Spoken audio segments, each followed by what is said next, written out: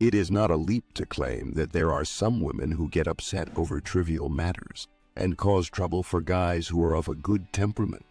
The vast majority of women who have been hurt by previous men need to do a lot of work on themselves to get over it. However, rather than blaming the men they dated before they started dating you, they blame you. This is because it is easier for them to blame you than the men who hurt them. In order to get over an ex, it's extremely unusual to find a woman who genuinely takes the time to heal and doesn't ride the wave of dick erection that comes with the process. After a woman breaks up with or cheats on them, men typically experience more heartbreak than women do. But they also tend to get their act together and improve in every manner as a result of the experience. Having stated that, let's investigate the intriguing phenomenon whereby women break up with great gentlemen but cry over men who have wronged them. I would like to make it clear that I am not referring to young women who have actually been through traumatic experiences and are working very hard to recover from them. Obviously, you have a point there.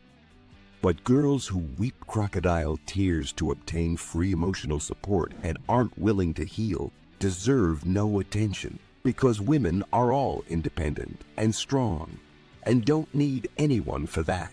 Crocodile tears are a form of emotional manipulation. Put your hypergamous tendencies away and assist me in getting back to the basics of what it is to be a woman. Even when dealing with a man of significant quality, the vast majority of modern women are unable to demonstrate respect, despite the fact that men anticipate it from women. When a gentleman sets firm boundaries between them in this way, she either overreacts like a child or submits to him because he demands respect. One of these two outcomes is likely to occur. There is no possible way to reach a compromise. The idea that the media made MGTOWs criminals just for believing certain beliefs is something that fascinates me to no limit. And it is something that I find absolutely fascinating. I say this because MGTOWs don't anticipate that anybody else will assist them with their challenges because they just get on with their own work. The members of MGTOWs do not approve of the current state of the world or of relationships, but they would never resort to violence to make their position known. They would rather walk away from the dating world than waste their time crying over foolish women. If you are a male and you've made this option, then you deserve my praise, since it's a good choice and you've made it. Everyone, regardless of their gender, has to contend with a variety of obstacles and difficulties. That's exactly how life is, and unfortunately things like that do occur. The majority of today's women are of the opinion that they are not obligated to be accountable for anything. You are familiar with the procedure, right? They desire equality, but at the same time, they desire to maintain their privileges. They want to have the appearance of guys, but they don't want the responsibilities that come along with having that appearance. When things really hit the fan, physically speaking, the guys are the ones who end up cleaning the sewers, rebuilding the electric system, and working long hours. They are also the ones who wind up working the longest hours. There are still some women who believe that men aren't and explain their opinions by claiming that this or that man cheated and was a "why are you still living in the past" when it comes to items of the past. In the Western world, gone are the days when women were not allowed to have corporate jobs or even open bank accounts. Today, this discrimination against women has been lifted. I have no doubt that some of you have had the experience of dating a woman who came with a lot of emotional baggage. She would chat about her ex-boyfriend all day, despite the fact that she despised him. Even though this is a major warning sign, there are some men who don't seem to care. Ignore that fact and continue seeing a female like her just due to the fact that she is attractive. I was the one who made this mistake, and I vowed to myself that I would never again let a woman like that destroy my life. I thank God that the relationship didn't last long and that I didn't end up marrying her. She was a female with several warning signs, and yes, you guessed it. She would talk to me about her previous lovers and tell me that she wanted me to treat her properly. She also told me that she wanted me to help her. She was both attractive and unsettling at the same time.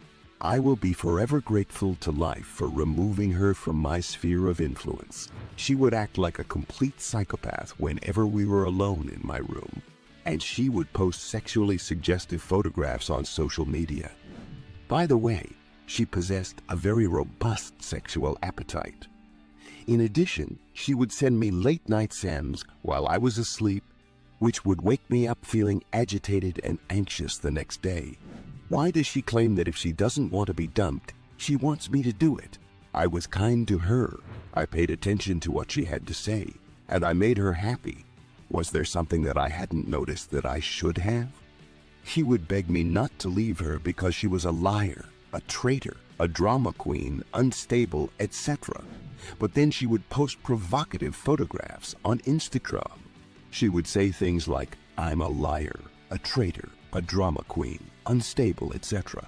Do you get what I'm getting at now?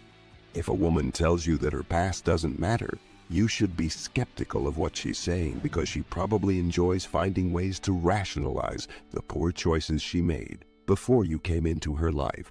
Some guys like to play the role of Captain Save-A-Ho, but other guys, particularly MGTOWs, aren't ready to take the bait.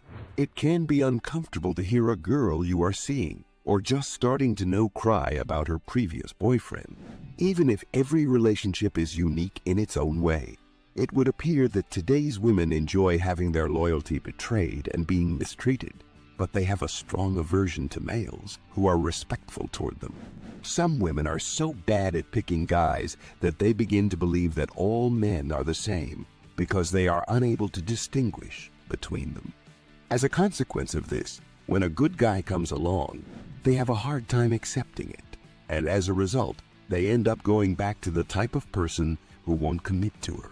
Do not make the mistake of attempting to save a lady from her past. Rather, provide her with the space she needs to work through it on her own, while you concentrate on your own life and try to avoid making things more difficult for yourself.